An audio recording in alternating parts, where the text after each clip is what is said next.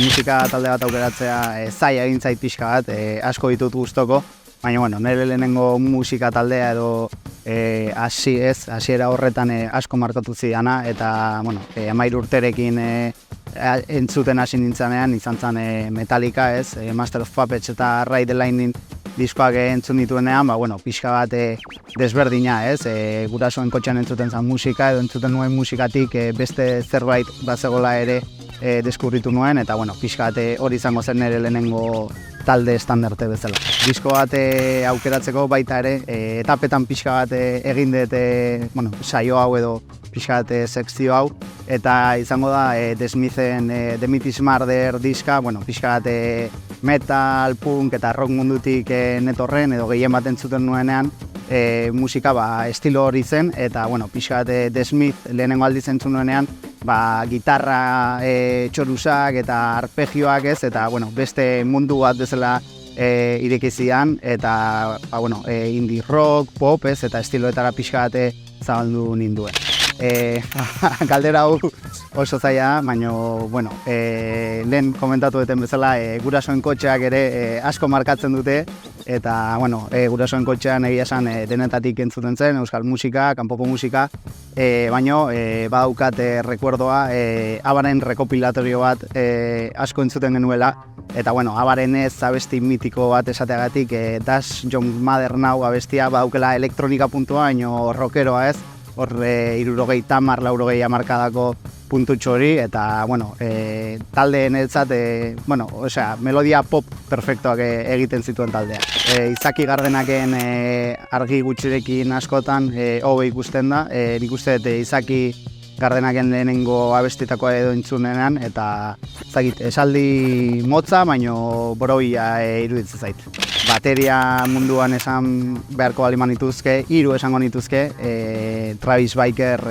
Blink-182ko taldekoa, hor punk, rock munduan mainstream horretan, pixka bat referentzia, fil horiek eta gauza azkar horiek eta innovadore ere izan da. Gero The Police taldeko Stewart Copeland oso toke berezia dauke eta bere konposizioak gustu handikoak dira, eta Euskal Herri mailan adibidez Felix Willis Drummond taldekoa bere kontundentzia eta beti bere tokian jotzen duen bateria iruditzen zait. Gehien bat streaming bidez, gaur egun telefonoan edo ordenagailuan streaming bidez, eta gero denbora daukadanean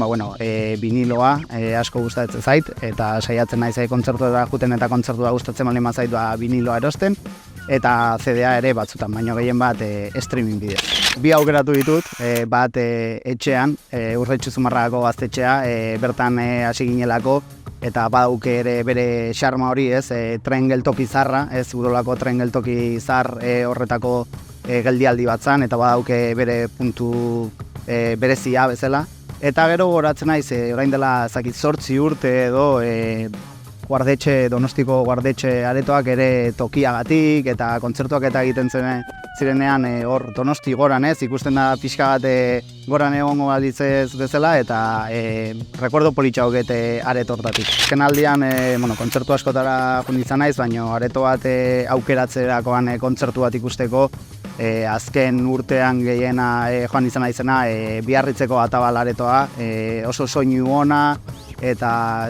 hor badago zerbait, gaina programatzen ari diran kontzertuak eta ere interesatzen zaizkit, eta egia esan areto oso politxa eta kontzertu bat ikusteko ederra. Kontzertu bat aukeratzea zaila da, nahiko ikusi izan ditut, baina bi aukeratu izan ditut, eta nahiko estilo ezberdinetakoak, bat Atabal aretoan, Belgikako post-metal edo doom metal Amenra taldea izan zen, goratzen naiz lagun batekin joan nintzela, eta kontzertu horretan zegoen isiltasuna eta errespetua,